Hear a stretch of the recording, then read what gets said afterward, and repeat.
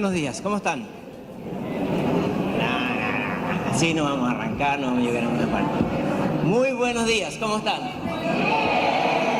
Buenísimo, qué bueno. He seguido por Twitter lo que han estado discutiendo y la verdad me he muerto de envidia de no estar aquí. Así que espero podamos después que soporten esta charla me pueden contar qué aprendieron y así podemos hacer un intercambio.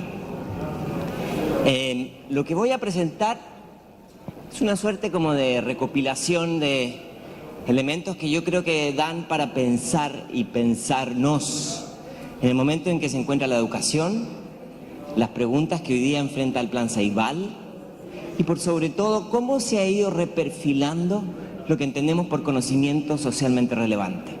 Me parece que ahí está el elemento central. Así que si al final de la presentación están de acuerdo conmigo, o se desconcentraron o no entendieron lo que dije. Porque la idea es que estén absolutamente en contra, porque no voy a proponer nada, sino que voy a plantear preguntas. Tengo un montón de preguntas y muy pocas respuestas. Casi no tengo respuestas, en verdad. Así que bueno, la invitación es a que pensemos juntos. ¿Y por qué usé ese título? Es un título que alguna vez dijo George Siemens y me pareció muy provocador, porque él no hace referencia a la red como Internet. Hace referencia a la red como la capacidad de conectar. ¿Cómo hacemos nosotros para conectar saberes, para conectar contextos, para conectar disciplinas? Ahí, en esa posibilidad de vincular, lo que estamos haciendo hoy día, conectándonos, cuando la tecnología juega un papel menor, casi invisible, está la posibilidad del aprendizaje. Así que voy a arrancar con una pregunta. ¿Cuántos de ustedes en sus... A ver si funciona esto. ¿Cuántos de ustedes en sus escuelas prohíben el uso del teléfono en clase? ¿Puede levantar la mano, por favor? ¿Todos prohíben? No, por acá hay muchas manos que no están levantadas. Pregunto de nuevo. ¿Cuántos prohíben el uso del teléfono hoy día? ¿Puede levantar la mano? Muy poquitos.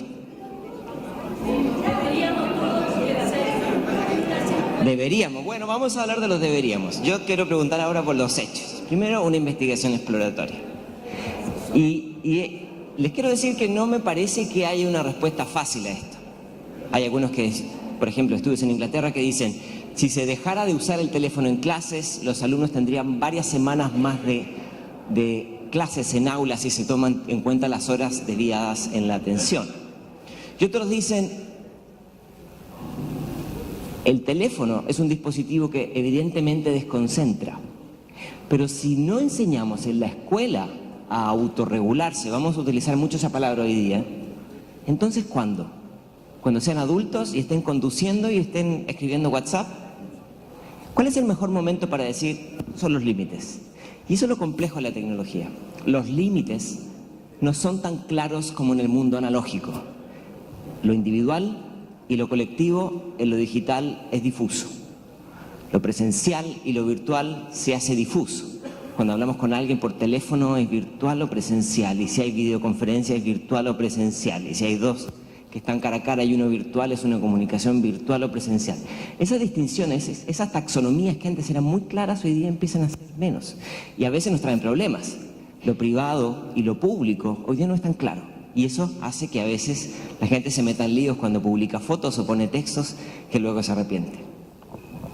Entonces, esta distinción hoy día no es ni buena ni mala, pero está, creo yo, respondiendo a un cambio de escena, cambio de reglas del juego. Algunos autores dicen que esto se llama, que los contextos digitales colapsan distintos tipos de contextos, como decía, el individual, el colectivo, el personal, el informal, el formal, un montón de cosas que en otros momentos eran muy evidentes.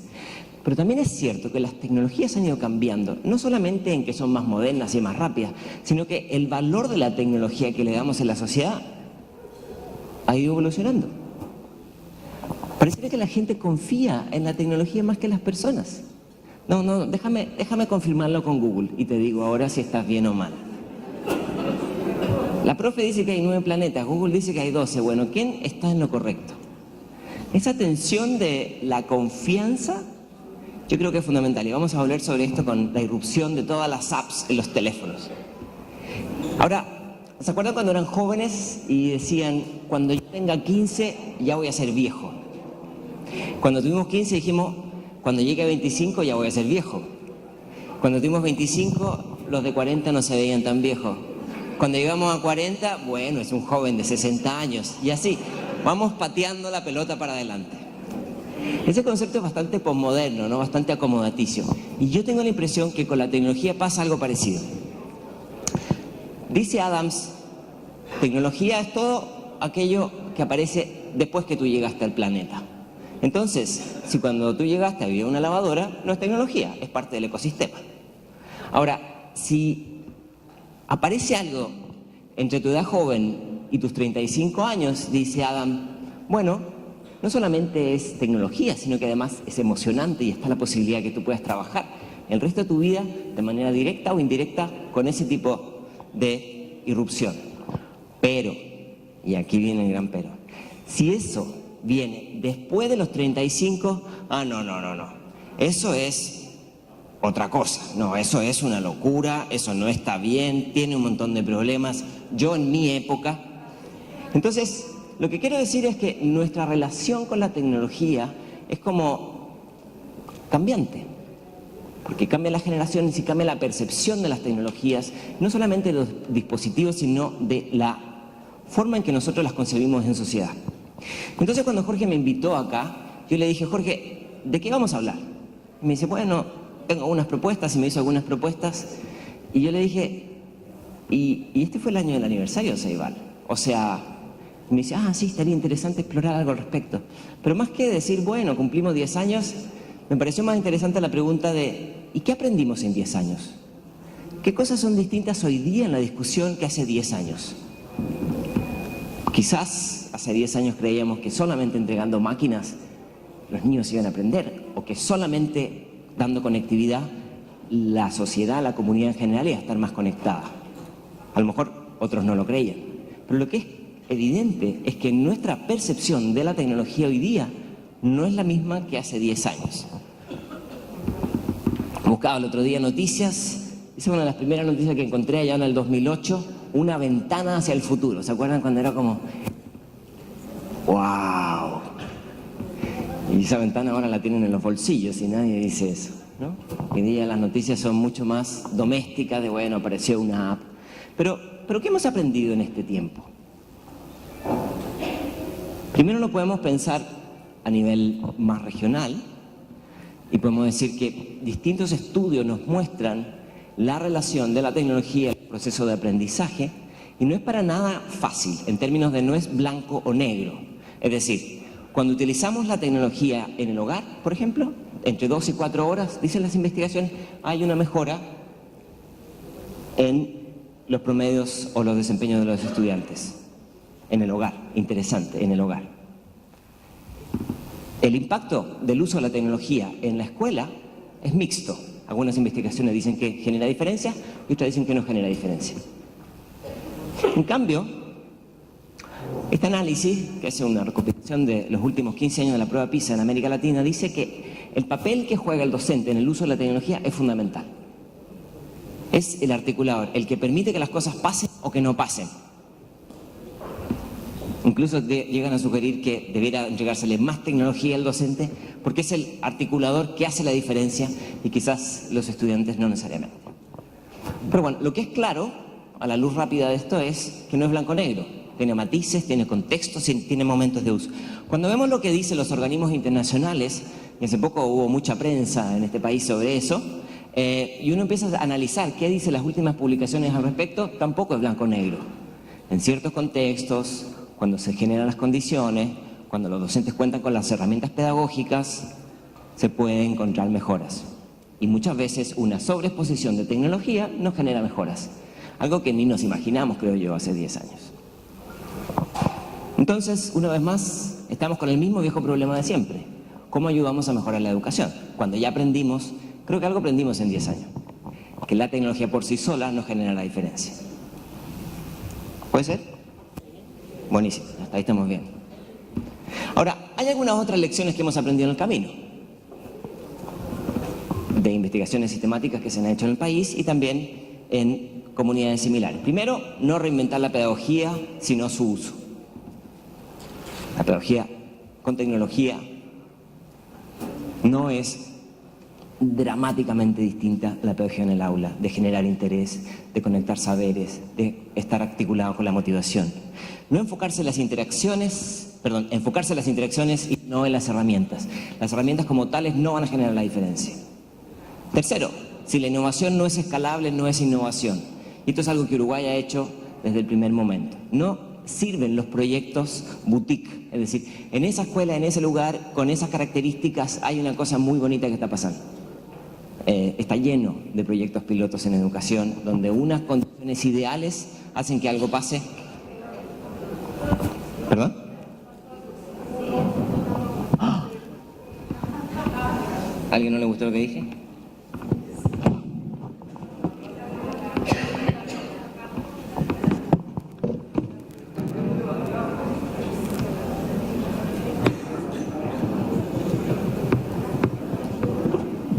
Siempre que hablo mal de la tecnología me meto en problemas.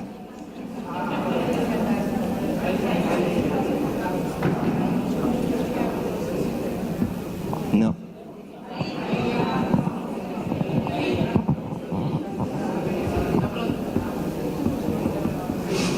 Otro elemento, y tiene que ver con la diapositiva anterior de los resultados. Flexibilidad es no buscar una sola forma de hacer las cosas. No hay fórmulas. Y eso es lo que hace complejo, porque si hubiera fórmulas, lo de menos sería hacer un recetario y seguir los pasos. Luego, promover el desarrollo de abajo arriba.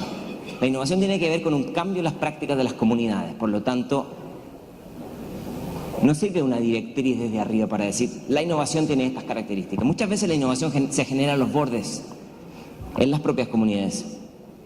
6, y esto aparece sistemáticamente en investigaciones en el país y en el extranjero, la colaboración como un elemento fundamental. Humberto Maturana dice la colaboración es transformarse junto a los otros. La colaboración implica un proceso de negociación y adaptación. Orejas más grandes y boca más chica, la clave para la colaboración. Y por último, pensar, premiar y difundir las buenas ideas. Estamos repletos de buenas ideas. Muchas veces la gente se pregunta, ¿qué están haciendo en Uruguay? ¿Cuáles son las buenas cosas que están haciendo? Y la red a veces nos ayuda a eso. Ahora, de 10 años ahora decimos, bueno, entonces, ¿está funcionando esto o no está funcionando? ¿Es bueno o es malo? Y es complejo, ya vimos, tiene matices. Pero hay algo que sabemos, que solamente con el equipamiento tecnológico no se generan los cambios a nivel social, a nivel institucional. En alguna medida porque hay una fractura entre el aceleramiento tecnológico, la manera en que cambian los dispositivos. ¿No se han fijado las películas de hace 2 o 3 o 4 años, donde la gente aparece con unos teléfonos grandes y uno se ríe y dice, jajaja? La tecnología cambia a tal velocidad, exponencialmente, dicen los expertos, que evidentemente no es al mismo ritmo que cambian las organizaciones, no es al mismo ritmo que cambia la sociedad, no es al mismo ritmo que cambia la regulación, y por supuesto no es al mismo ritmo que cambia la educación. Eso no es un problema en sí, pero es una característica del contexto, entender el desfase que hay entre el cambio tecnológico y el cambio de las organizaciones. Y en este caso, el cambio de nuestras organizaciones que tienen que ver con educación, que tienen más que ver con cambios culturales, no con cambios tecnológicos. Y esa tensión me parece que nos va a acompañar por un buen rato. Ahora, en el libro Innovación Pendiente proponemos esta triangulación muy sencilla de contenido, contenedor y contexto. Muy sencilla porque busca abstraer algo con el cual interactuamos de manera diaria. Y yo tengo la impresión que hemos puesto mucho entusiasmo en los contenedores y en los contenidos. Y no es que esté en principio mal, por supuesto que está bien. Y contar con contenidos valiosos y con contenedores que nos ayuden y nos generen más beneficios que dolores de cabeza, siempre es bienvenido. Pero lo que pasa es que los contenedores y los contenidos se escalan a mucha más velocidad que los contextos propicios para enseñar. Especialmente hoy día, cuando con recursos educativos abiertos y gratuitos, con YouTube, con Wikipedia, con plataformas de acceso abierto, tenemos infinidad de contenidos. Hoy día tenemos muchos más contenedores que hace 5 o 10 años. Hoy día en el aula y en los procesos de aprendizaje, la Saibalita coexiste con muchos otros dispositivos que la familia tiene. Los contenedores se han diversificado. Pero los contextos a veces sí y a veces no. Miren esta imagen del siglo XIV. ¿Alcanzan a ver? Tenemos a un profe adelante y los alumnos atrás. Bueno, les digo, en el pasado era así esto. El profe habla y el alumno duerme. En el pasado pasaba eso. Ahora en el futuro ya lo resolvimos, ¿no? Aquí hay dos compas que están conversando. En el pasado la gente se desconcentraba, ahora ya con tecnología estos temas están resueltos. Evidentemente no. Evidentemente se replican muchas dinámicas donde la estructura del siglo XIV muchas veces la vemos replicada hoy día, pero con tecnología, es decir, mucho más caro. Donde el profe va y enseña lo que quiere y algunos sí hay que reconocer que hay dos, están viendo el mismo PowerPoint del profesor, lógicamente discutible, pero está haciendo lo mismo. Pero hay otros que están planeando la noche, el fin de semana, etcétera, etcétera. Yo me parece que así se ve un poco la ignorancia digital, es decir, entornos hiperconectados con mucha abundancia de contenido, pero con una subutilización. Y lo que pasa es que muchas investigaciones en otros países nos muestran que lo que los docentes quieren no es más competencias digitales, sino que es más competencias para enseñar con tecnología, que es radicalmente distinto. Es decir, se puede no tener destreza tecnológica de punta, pero sí entender las reglas del juego de cómo aprender a aprender con tecnología. Y es ahí donde vamos a explorar un poco la discusión. Esto es lo que está pasando hoy día. Los jóvenes hoy día consumen mucho más YouTube que Google. Y cuando tienen que hacer una búsqueda, buscan más en YouTube que en Google. Así que si ustedes como yo buscan más en Google que en YouTube, son menos jóvenes que las nuevas generaciones. Bienvenidas a nuestro mundo. Ahora, esto en principio no es malo, pero nos da cuenta de los cambios de lenguaje. Nos da cuenta de que hoy día la imagen es poderosísima y las maneras de interactuar con información son radicalmente distintas. Esto trae una enorme presión a la escuela, no solo en Uruguay, sino que en el mundo. Hoy día, si no hay imagen, jugamos en contra. Pero es difícil, porque no todo tiene imagen. Muchas veces trabajamos con conceptos abstractos, pero hay que tener en cuenta esto. Ahora, esto no es un problema. Podemos poner a YouTube a trabajar a nuestro servicio si lo sabemos aprovechar. Hace poco leí esta investigación que me dejó un poco preocupado. Se llama Mentes Distraídas. Muy bueno el libro. Y dice básicamente que altos niveles de conectividad generan altos niveles de ansiedad y bajos niveles de atención, o que la atención está fragmentada en periodos muy cortitos, minutos, pocos. Y entonces dice que además la multitarea no es tal porque cuando hacemos dos cosas mal, ¿no? Y entonces, claro, eso, si uno está viendo tele y whatsappeando no importa, pero si uno está poniendo atención al profe y está whatsappeando, sí importa. ¿Cómo hacemos para autorregular? No estoy diciendo que con tecnología o sin tecnología, ese problema se los voy a dejar a ustedes, pero quiero poner todas las matices de la discusión. Entonces, tenemos altos niveles de conectividad y poca capacidad de gestión multitarea. ¿Será verdad eso, no? A ver, vamos a ver un video.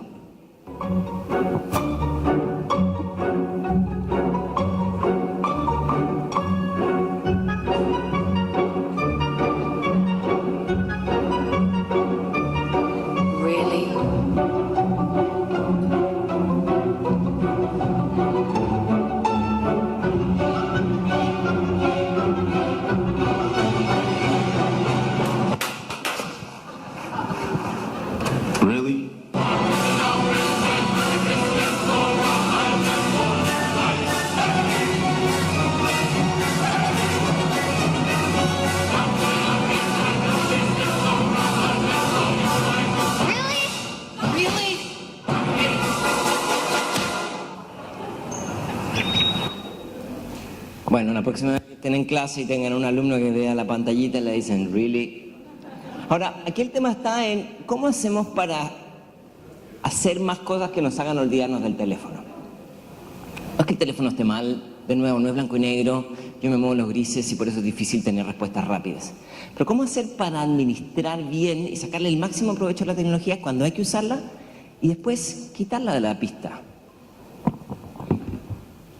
Algo pasó aquí. Perdón. Ahí sí. Entonces les voy a proponer algo. Ay. Really?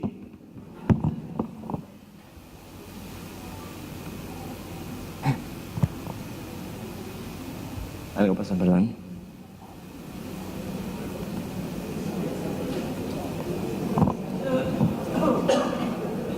Les voy a proponer algo. Pensar en la capacidad de desconectarse como una nueva habilidad digital. Es una ironía, ¿no? Porque antes el tema era aprender a conectarse. Y lo que yo les estoy diciendo es aprender a desconectarse cuando es tiempo de desconectarse.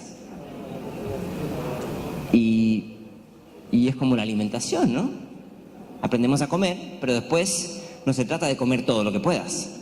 No se trata de comer todo lo que puedas. Tienes que aprender a regular.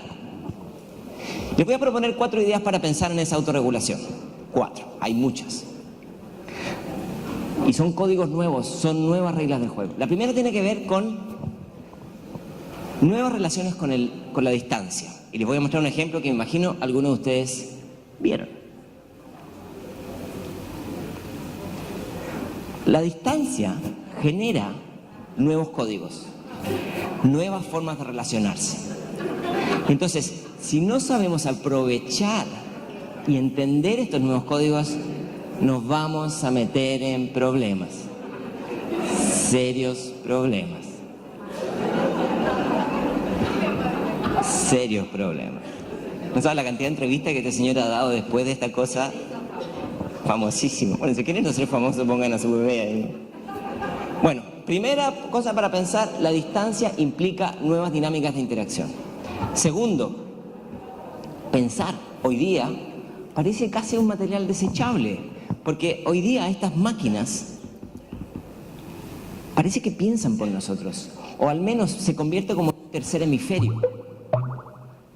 ¿No les ha pasado que a veces van a Google y van a preguntar algo y no terminan de preguntarlo y ya se lo está respondiendo? ¿Y eso será bueno o malo? Por lo menos no puede ser indiferente. Pensar en el valor de pensar offline. ¿Se acuerdan cuando uno iba en un ascensor y era un momento incómodo y miraba al techo, miraba los botones? Ahora está así uno todo el tiempo mirando los botones del teléfono. Tiempo para pensar. Tercero, como decíamos, aprender a desconectarse. Voy a contar algo que descubrí preparando esta presentación. Los conciertos hoy día, en los recitales, tienen un enorme problema. Todo el mundo está con su teléfono. Todo el mundo está con su teléfono. Entonces está arriba el guitarrista entregando la vida y está toda la gente grabando y subiendo y poniendo like, ¿no? Entonces los músicos están diciendo, hey, no es un tema de los derechos del video. Los videos los ponemos en YouTube gratis, las fotos también, los audios, las canciones. Pero si vienen al concierto, cantemos juntos, ¿no? Y entonces por supuesto que la gente no les puso ni un pepino de atención. Y lo que está pasando es que en muchos conciertos cada vez más se están usando estos bolsillitos, Yondr se llama, para que usted ponga su teléfono, lo cierran con una llave y es un campo magnético que impide que lleguen llamadas o que salgan llamadas. Y entonces cuando usted sale del concierto se lo abre. ¿Les parece? ¿Esa es la solución? Ustedes no me van a creer, pero hay escuelas que están empezando a utilizar esto en otras partes del mundo. Esto es una señal de lo difícil que es construir la capacidad de autorregulación. Ojo, la gran mayoría de estos conciertos la gente paga por ir al concierto, no es que los obliguen. Y el cuarto elemento es, si ustedes van a la playa y se toman unas fotos a los pies y la ponen en Facebook y nadie les pone like, no importa, está bien, te queremos, estamos contigo. Tenemos un problema serio de autoestima, serio. Y nuestros estudiantes también. Si no reciben likes, si no tienen followers, en la crisis de ansiedad, yo creo que los psiquiátricos están llenos de gente que quiere atenderse a esto, ¿no? Ansiedad enorme con el tema de la identidad. Una palmadita en la espalda puede ser tan bueno como un like. Quienes les interesen estos temas, les recomiendo echar un vistazo a esta actadiurna.org, que es un manifiesto que da algunas pistas para la gente que le interesa esto, ¿no? Que lo virtual es lo real, es lo que se comunica, y muchas de estas cosas que hay gente que se dedica a esto con mucha profundidad. Ahora, 10 años después, yo creo que está bueno preguntarse, ¿cambian las tecnologías? Tenemos tecnologías viejas y nuevas para hacer viejas prácticas, ¿sí? Eso no necesariamente es malo, pero ocurre mucho. Después tenemos tecnologías incrementalmente mejores para hacer algo un poquito mejor, ¿no? Aquí tenemos de una imagen en 2D a una imagen en 3D, que es una mejora, tiene un valor, pero no es una cosa impresionante. Y como decíamos, muchas investigaciones han demostrado que de aquí a acá no hay un salto gigantesco en el aprendizaje. Entonces, tenemos Nuevas tecnologías con viejas prácticas, tenemos tecnologías con una innovación incremental y tenemos otras innovaciones tecnológicas, pedagógicas, que son mucho más ricas desde lo pedagógico que desde lo tecnológico. Aquí tenemos a chicos en New Hampshire trabajando con estudiantes en Buenos Aires. Es una simple videoconferencia en Google Drive, pero están trabajando en conjunto, están trabajando en una segunda lengua, están negociando conocimiento, están haciendo trabajo en equipo, están desarrollando capacidad de colaboración virtual, etcétera, etcétera, etcétera. Tecnológicamente existe hace 30 años. Pedagógicamente puede ser una diferencia sustantiva. Entonces, podríamos organizar todos esos ejemplos en dos grandes categorías. Un uso de tecnología orientado a la eficiencia, es decir, una mejora parcial, que yo creo que es la gran mayoría de los usos que se hace. Insisto, no necesariamente es malo, pero es una utilización básica. Y una más avanzada, que tiene que ver con un mayor nivel de transformación. Usar las tecnologías para redefinir las relaciones de producción de conocimiento, las relaciones de poder, los usos de los contextos. Entonces, el tema está en cómo saber en qué momentos hay que usar este elemento por lo menos. Y sabemos también que más uso no necesariamente se convierte en transformación, porque es un cambio de las prácticas pedagógicas y no necesariamente informacionales. Ahora voy a salir del closet. Yo voy a decir, soy más pro humano que anti máquina. No estoy contra las máquinas, pero me gusta más la gente. Pero esa distinción poco a poco van a ir viendo que está cambiando. Están entrando nuevos agentes en la discusión. Finn, un autor que escribió ¿Qué es lo que quieren los algoritmos?, publicó un libro este año que dice, en algún momento del 2000 dejamos de usar teléfonos y empezamos a confiar en los teléfonos. Y por eso ya no podemos ir al trabajo sin el teléfono, porque hay una parte de nuestro cerebro que quedó. Pero hay un tema con eso. Nuestra relación con la realidad siempre es mediada por un dispositivo que nos ayuda a organizar la información. Entonces, si voy a un lugar, lo voy a ubicar a través de Google Maps. Si voy a elegir un restaurante, lo voy a elegir a través de Google Maps o TripAdvisor. Los más jóvenes, si voy a buscar a una novia o un novio, lo voy a elegir a través de Tinder. Si voy a elegir una canción, lo voy a hacer a través de Spotify. Entonces, lo que pasa es que tenemos una relación con la realidad simplificada, una abstracción de la realidad en base a lo que define una app u otra. Y las apps están organizadas con procesos de organización de datos que también se llaman algoritmos. Entonces, nuestra relación con la realidad es como una relación de segunda mano. Porque nuestra interacción ya no es... ¿Se han fijado cuando la gente va de viaje? Busca en Google las imágenes del hotel donde va a estar, busca en el Google Maps el sitio donde va a estar, ve las recomendaciones en TripAdvisor, ve los videos en YouTube y cuando llega al lugar dice, ah, ya lo conozco, ya lo vi. Como que vamos a confirmar que lo que vimos en internet está. Esa es una relación de conocimiento de segunda mano. Canclini nos dice que esto puede generar problemas. Cuando hay una alta concentración de información de la sociedad en unos pocos actores, que son esos círculos que se ven abajo, eso puede jugar en contra de la libertad. Y eso implica, y vamos a volver sobre esto más adelante, pensar el componente de la ciudadanía digital. Ahora, yo decía que la relación con las máquinas está cambiando. Muchos habrán visto este gráfico, es un gráfico que representa cómo la sociedad del mercado americano ha ido cambiando en los últimos 50 años. ¿Por qué muestra el mercado americano? No tenía datos de aquí, pero esto es consistente con la América Latina. Es decir, hay un decrecimiento en las actividades rutinarias, no cognitivas, y hay un incremento en las actividades de orden más creativo. También se les llama trabajadores de cuello azul y de cuello blanco. ¿Sí? Esto lo sabemos, no estoy diciendo nada nuevo. Y esto me parece muy representativo de lo que nosotros llamamos la sociedad del conocimiento. Lo que pasa es que los de arriba, que estaban en el lado a salvo del río, también ahora empiezan a estar en problemas porque las tecnologías empiezan a hacer cosas que solamente ellos podían hacer. No sé si han visto la tele estos últimos días, pero empiezan a aparecer máquinas que hacen cosas que los trabajadores de cuello azul hacían solamente. Arriba van a ver una chica que está comprando una hamburguesa y que paga solamente con el escaneo de su cara. Se llama face recognition, ¿no? Entonces ya no tiene que ir, la molestia de sacar la billetera y la molestia de pasar la tarjeta de crédito. No, ahora pone su cara, ¿no? Y abajo es el proyecto de Google, de Amazon, perdón, que se llama Amazon Go, que ya no solamente acaba con las señoras cajeras o los señoros cajeros, además acaba con los cajeros automáticos, que ya han llegado a Uruguay en este año, sino que además La gente va al súper, mete las cosas en su bolsa y se va. Y no se las roba porque hay un sensor que identifica cuáles son las cosas que usted se llevó y le llega una cuenta al hogar para que no tenga la molestia de sacar la billetera y pagar con la tarjeta. Ahora, esto es súper interesante en términos tecnológicos. En términos humanos podríamos discutirlo mucho más y ya vamos a ir para allá. Algunos se preguntan si esto va a generar un desempleo masivo. Y yo les diría, me temo que sí, como ha ocurrido en otros momentos de la historia. Miren esa imagen. Más del 50% de la fuerza laboral de los Estados Unidos a fines de 1800 se dedicaba al campo. Hoy día es menos del 2% y la capacidad productiva es mucho mayor. Esto no es nuevo. El desempleo tecnológico lo decía Keynes en los años 30. No es nuevo. Lo que pasa es que ahora las capacidades de estos nuevos dispositivos que tienen capacidad de identificar imagen, identificar texto y voz, entonces empiezan a hacer cosas no tan tontas como solamente cosechar trigo.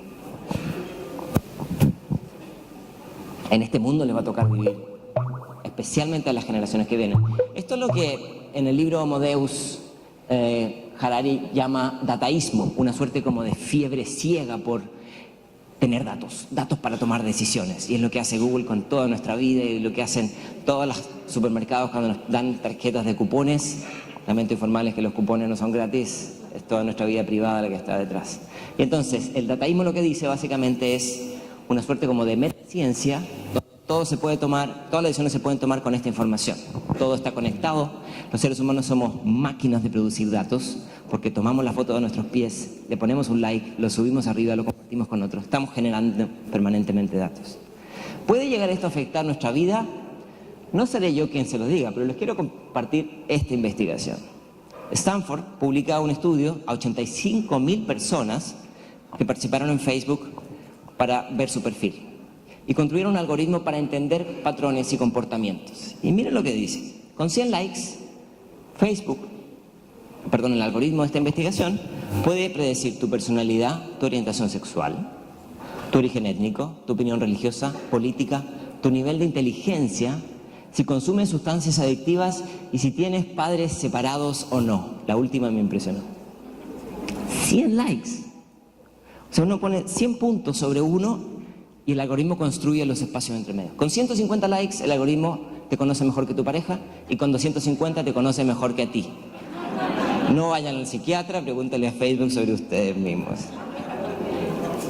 Con este juego, con este mundo, van a tocar vivir a las generaciones que vienen y esto de manera exponencial. ¿Cómo funciona esto? Bueno, yo no soy ingeniero, pero les puedo dar algunas pistas. Esto se llama máquinas que aprenden, inteligencia artificial. Y les voy a dar un ejemplo. En el costado derecho van a ver un video que grabó Google, para desarrollar un algoritmo para jugar Atari. ¿Alguien de aquí jugó Atari alguna vez? Bueno, esto les va a gustar. No les dio las reglas del juego. Puso al algoritmo a jugar sin saber cómo jugar, sin saber cómo hacer puntos. Y en 60 minutos el algoritmo fue probando, se fue equivocando y fue aprendiendo cómo. ¿Cómo fue aprendiendo? Bueno, estos algoritmos tienen un proceso cognitivo que es una mímesis a como nosotros pensamos. Y entonces, después de cometer un par de errores, va aprendiendo de los errores. ¿Sí? Ahora, lo interesante es que en 120 minutos el algoritmo, sin que nunca nadie le enseñara, juega como un experto. Es decir, mientras más datos procesa, más inteligente se vuelve. Aprende de los errores, identifica patrones, y entonces, ¿se imaginan la cantidad de horas que habríamos ahorrado jugando Atari si hubiéramos visto este video? Ahora, ese no es el final de la historia. En 240 minutos, el algoritmo juega mejor que cualquier ser humano en el planeta, sin que nunca le enseñara a nadie a eso, ¿no? Porque modificó su comportamiento, identificó que si tiraba la pelota en una esquina podía hacer un túnel que llegara y jugara solo. Yo lo vi y dije, qué manera de perder mi infancia. Ahora, esto es reconocimiento de patrones. Nosotros generamos patrones en el comportamiento. En algunos momentos del día estamos contentos, algunas cosas nos ayudan a aprender, algunas cosas nos hacen que la gente nos caiga bien, hay algunos elementos que hacen que nos gusten películas. Entonces, esto poco a poco empieza a acercarse a la educación. Vamos a ver.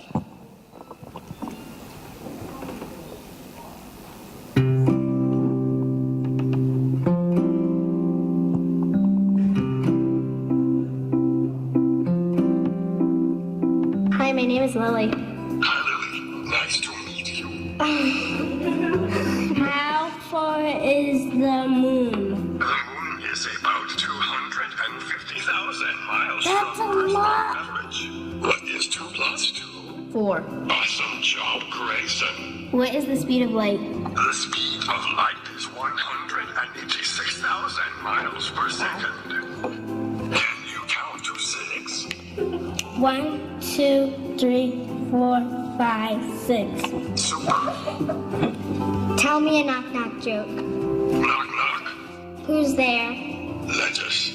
Letters who? Lettuce in. It is freezing outside.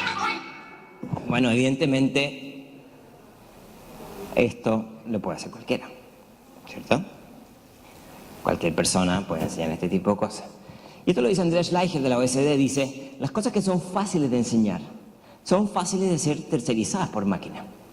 Lo que pasa es que los docentes no solo enseñamos el knock-knock joke, sino que enseñamos cosas complejas, que tienen que ver con valores, tienen que ver con el sentido de la vida, que tienen que ver con nuestra relación con otros. Los docentes enseñamos principios éticos y las máquinas enseñan eso. Así que, punto para nosotros. Pero evidentemente esto puede llegar a tener consecuencias. No lo digo para preocuparse, pero hay que tenerlo en el radar. ¿Qué pasa cuando la inteligencia se desarrolla sin conciencia? ¿Qué es lo que está pasando hoy día con estas máquinas? David Byrne nos dice que mientras más aparecen estos dispositivos, los sistemas de chequeo automático, los sistemas de cuando uno va al buquebús y ya no pasa por personas, todos los sistemas de interacción para consumir contenidos, para relacionarnos con otros, cada vez más tenemos menos interacción con otras personas. Entonces es interesante porque esto va a tener implicancias como sociedad. Y no traigo esto para decir los profesores van a ser reemplazados, yo ni siquiera lo pienso. Pero evidentemente esto puede buscarse como un aliado, puede sumar a la experiencia de aprendizaje como un complemento, pero lo que sí queda claro es que va a cambiar las reglas del juego. Ahora, aquí yo me pregunto cómo evoluciona lo que entendemos como alfabetismo digital. En algún momento era saber buscar, saber organizar, saber publicar. Y hoy día es fundamental complementar eso con el principio de ciudadanía digital, ¿no? Con que los estudiantes aprendan a administrar su huella digital, entiendan lo que es su identidad digital, aprendan a administrar su tiempo en pantalla, ¿se acuerdan lo que decíamos sobre capacidad de conectarse?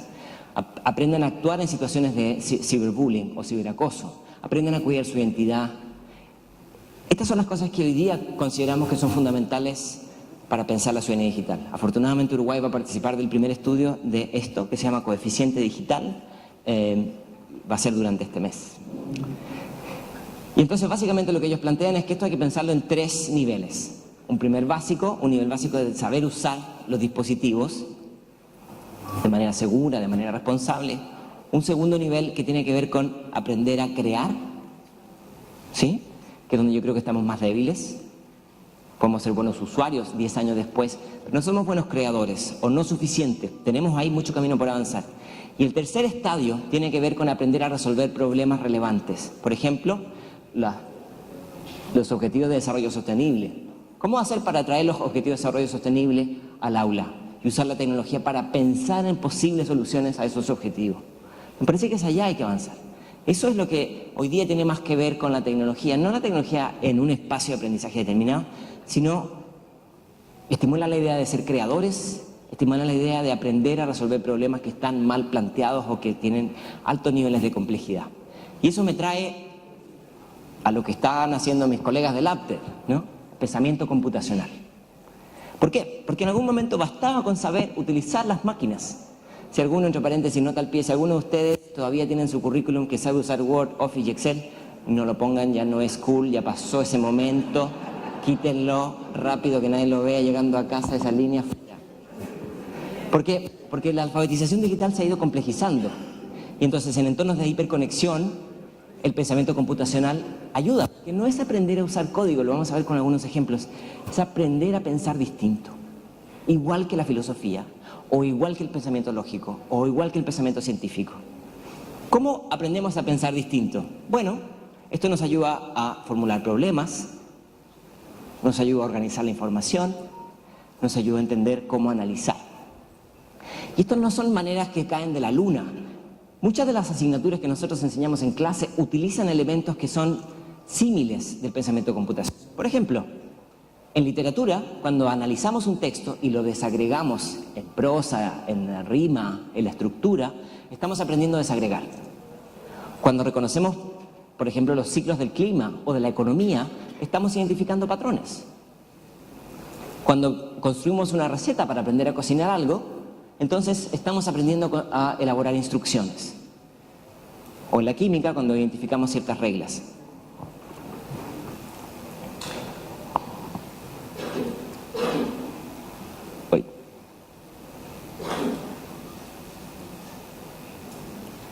Esto lo decía nuestro amigo Jobs, decía aprender a programar es aprender a pensar. Y hay 4 elementos que se podrían tomar en consideración que yo creo que ayudan a tener una idea de por qué pensamiento computacional no es solamente aprender a escribir en código. Uno aprende a desagregar, aprende a abstraer, a cómo llevar un problema o una posible solución a un contexto distinto, aprende a identificar similitudes o patrones y por último aprende a operacionalizar, como uno podría hacer cuando hace una receta. Vamos a ver un ejemplo de una evaluación un poco atípica, donde se podría utilizar estas capacidades. Llevan un montón de personas a una sala, les ponen un tubo con un maní abajo y les piden que saquen ese maní del tubo. Intentan fuerza bruta, mover la mesa, un escupito.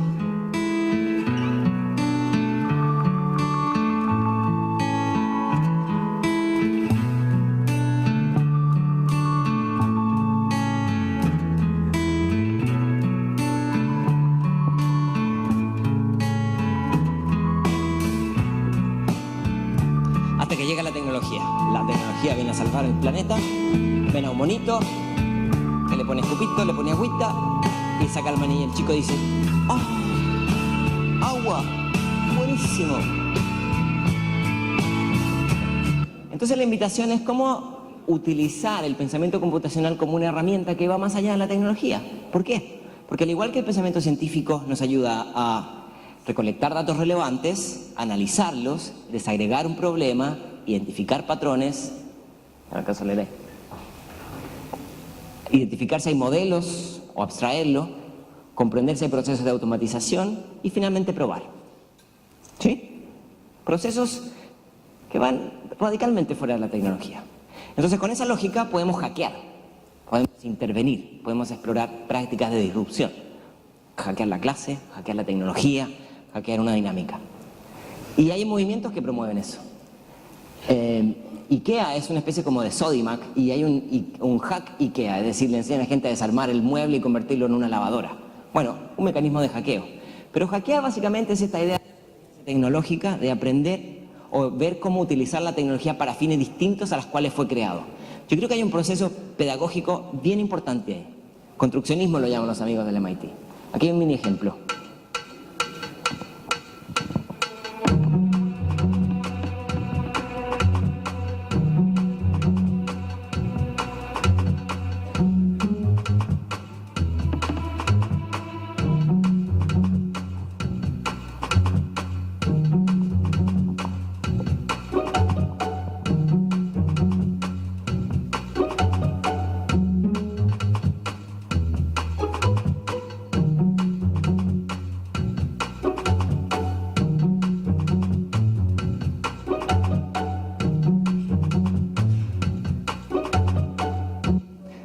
¿Por qué es un ejemplo que me parece interesante? Bueno, es un ejemplo precioso porque hay una chica que tiene una discapacidad y con esto puede usar la mano.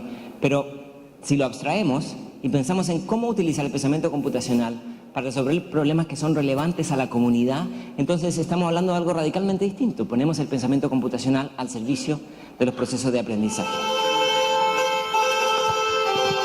Entiendo que estamos usando a veces Makey, que es una pequeña placa que ayuda a construir instrumentos musicales con alimentos, frutas, ¿no? Es decir, la idea de explorar, hackear la realidad, aprender a crear con otro. ¿Por qué tiene tanto valor? Porque en espacios de pensamiento computacional no hay expertos y aprendices, todos son aprendices. No hay distinción entre disciplinas. Y porque el puente entre proceso de aprendizaje formal e informal es mucho más tenue. Ahora, ya me quedan los últimos minutos, así que me tengo que apurar. ¿Cambia el rol del docente en este contexto? Bueno, yo creo que sí.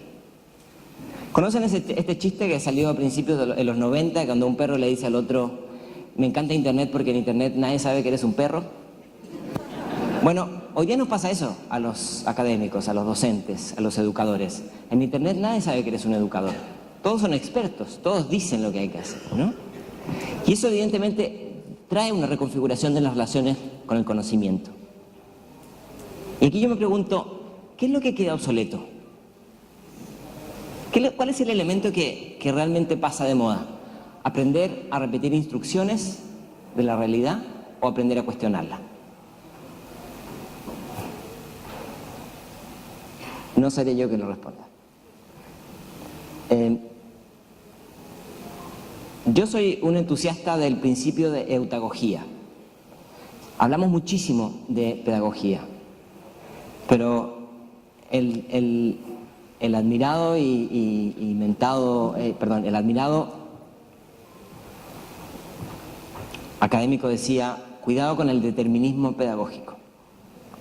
Y me parece una buena provocación, porque la pedagogía, si bien es fundamental, es una pieza articuladora de dar posibilidades y abrir oportunidades. ¿Cómo hacemos para pensar en una pedagogía de la autonomía? Es decir, de un sujeto que aprende por su cuenta, de un sujeto que se enamora con explorar nuevas preguntas, donde el docente es fundamental, pero no es necesariamente el que dice lo que está bien y lo que está mal. Ahora, no significa que la eutagogía en todo momento de aprendizaje va a funcionar, o todo se aprende por eutagogía, pero a la larga, todo lo que podamos enseñar sabemos que puede quedar obsoleto. Esto lo decía este señor de aquí, que muchos sabrán de conocer. Chomsky dice, la pregunta que debe explorar la escuela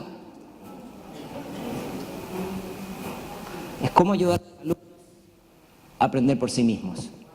Porque mucho de lo que vamos a aprender no solamente va a quedar obsoleto, sino que va a ser fundamental conectarlos con otros saberes. ¿Cómo desarrollamos esa posibilidad y esa capacidad de autoaprendizaje?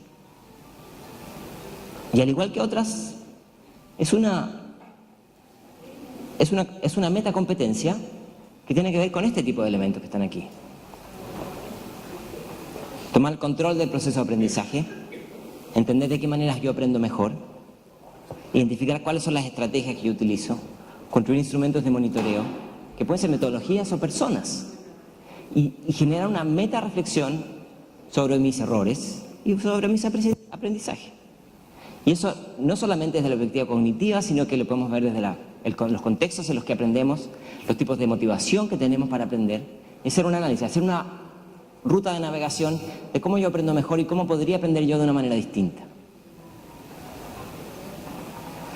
Y cuando digo yo, estoy pensando yo como docente y los estudiantes también. Y entonces, bajo esta lógica, equivocarse es buenísimo. Porque si yo me equivoco, reflexiono sobre el proceso de error, hay un enorme aprendizaje. Bueno, y quiero terminar con el componente de evaluación. Hoy día vivimos un buen momento, nos tocó vivir una buena época de la educación. A pesar de que todos queremos una mejor educación, hoy día existe mucho más consenso que antes que hay que buscar un buen equilibrio entre las habilidades cognitivas y las habilidades emocionales. Antes llamadas blandas, así como un osito de peluche, blandas. No, no son blandas, son igual de importantes, tienen la misma relevancia. No es que saber matemáticas sea dura y tener capacidad de empatía es blando, no. Yo discrepo con esa visión. Son habilidades socioemocionales que muchas veces, cuando una persona vive en sociedad o quiere buscar un empleo, pueden ser igual de importantes que una habilidad cognitiva. La Universidad de Melbourne sugiere, en vez de pensar en listados de habilidades, perdón que no se alcanza a ver bien, pensar como en campos de habilidades. Por ejemplo, maneras de trabajar, maneras de vivir en el mundo, que incluyen un montón de subhabilidades. ¿Por qué digo esto? Porque a veces está la tentación de hacer como una lista de supermercado, de estas son las habilidades del siglo XXI. Sí, pero la colaboración, por ejemplo, es una metahabilidad que incluye un montón de otras habilidades. Capacidad de escuchar, capacidad de comunicar, liderazgo, negociación. Hace poco leía un libro que decía esta frase que me pareció interesante y provocadora. Decía, La evaluación es el resultado de la simplificación de una realidad muy compleja. La realidad es compleja. La manera en que aprendemos nosotros son multidimensionales. Entonces, tratar la complejidad de forma cuantitativa puede ser útil, pero muchas veces carece de rigor científico, aunque nos cueste aceptarlo. Entonces, aquí la propuesta está para pensar en procesos de aprendizaje. Ojalá tener varias herramientas para trazar los procesos de aprendizaje, y no solamente una, puesto que si no, corremos el riesgo de tomarle la fotografía a una bola bajo una sola dimensión. Y esta imagen, con esta termino, que es, antes de las conclusiones, y es cómo asegurar para que, bajo esta lógica de que no solamente lo cognitivo es lo fundamental, ¿cómo hacemos para considerar otros aspectos que tienen que ver con el clima escolar? La calidad de la convivencia, los niveles de motivación de los que enseñan y de los que aprenden, la equidad de género, el respeto al medio ambiente. Son cosas que muchas veces han sido consideradas como dimensiones de segundo orden y son fundamentales, y yo creo que hoy día estamos más conscientes del valor de eso. Bueno, y como les prometí, las conclusiones. Yo creo que las conclusiones podríamos organizarlas en 4, para hacer una súper simplificación y ya poder seguir con el programa. Primero, los algoritmos, las tecnologías con las que nosotros interactuamos de manera diaria, nuestros estudiantes también, son una simplificación de la realidad. Nos dejan ver una parte de la realidad. Eso no es en principio negativo, pero es muy importante estar consciente de eso. Porque pareciera ser que lo que está en los 10 resultados de Google es lo único que importa y todo lo demás no existe. Entender que si esa información está organizada de esa manera es porque a alguien le conviene eso. Y nosotros tenemos que tener una visión un poquito más allá de eso. Segundo, pensar este concepto de la ignorancia digital, donde podría haber mucha información y poca atención. La información consume algo, la información consume atención. Por lo tanto, si tenemos abundancia de información, tenemos escasez de atención. Y las capacidades de filtro y de jerarquización son fundamentales. Y es por eso que es tan importante generar herramientas y estrategias de autorregulación, dentro del aula y fuera del aula. A nosotros como adultos y a los chiquilines también. Saber regular. Y por último, decir que no basta con las habilidades del siglo XXI, sino que también pensar que estas máquinas están en contexto, están apareciendo, y lo que nos distingue a nosotros de las máquinas es que somos personas, tenemos emociones, tenemos sensaciones, y eso me parece que no puede ser desplazado ni reemplazado por máquinas, y eso me parece que es una estupenda oportunidad. Así que termino con esta imagen, que es invitarlos a pensar en pensamiento reticular, pensar en redes. Yo decía al principio que la red es el aprendizaje. Nosotros vivimos en redes, es una manera de entender la realidad. Vivimos en redes complejas, que son interdependientes entre sí. Nuestro proceso de aprendizaje también se genera en redes. Estamos conectados con unos, les ponemos atención a otros, nosotros influimos en algunos, otros influyen en nosotros. Hacer redes de nuestros procesos cognitivos es bien importante, puesto que todo lo que sabemos tiene que estar conectado con otras cosas. Muchas gracias.